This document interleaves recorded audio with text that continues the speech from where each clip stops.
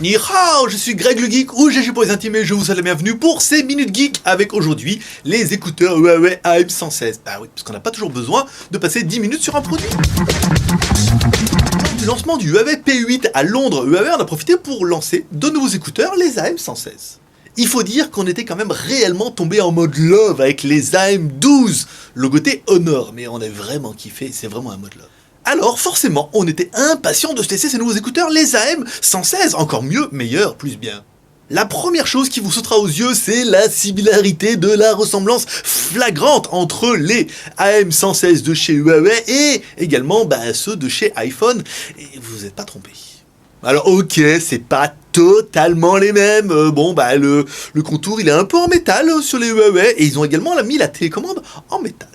Bon, de loin c'est les mêmes, mais de près c'est pas totalement les mêmes. Vous remarquerez que la forme est un petit peu différente, et ce qui n'est pas non plus une très bonne chose, on verra ça juste après. Bon, au niveau du son, c'est pas mal. Autant sur les AM12, on trouvait que c'était trop bien. Sur les registres haut, au médium, aigu, là, on était quand même pas mal. On s'est dit là, avec les AM116, en fait, on est au milieu. On n'a pas très haut dans les fréquences, et on n'est pas très bas. Même si le haut-parleur est un peu plus gros, on n'a pas de basse dominante. On a un haut-parleur qui fait le taf, mais sans plus.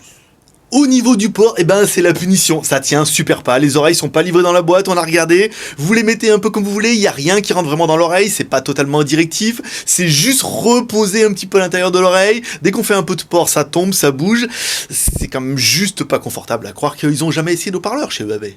Bon, s'ils sont livrés dans la boîte, vous les utiliserez forcément. Après, de là à les acheter, comptez environ une vingtaine d'euros, je suis pas super convaincu. Faudrait peut-être mieux vous orienter sur les AM12. Là, on a un son qui est quand même vachement mieux tout. Puis si vous voulez des haut-parleurs un peu plus dynamiques, on a par exemple les Xiaomi Piston 3 qui eux sont quand même vachement plus mieux. Allez. Voilà, c'est tout pour cette Minute Geek. Enfin, ces Minutes Geek. Et voilà, si vous avez aimé cette vidéo, comme toujours, share, commentaire, pouce en l'air. Laissez-nous en commentaire les produits que vous voudriez qu'on teste rapidement comme ça. Et moi, je vous donne rendez-vous bientôt pour un prochain test high-tech ou smartphone. Les Minutes Geek, soit JT Geek, tu le sais bien sûr. Bye bye.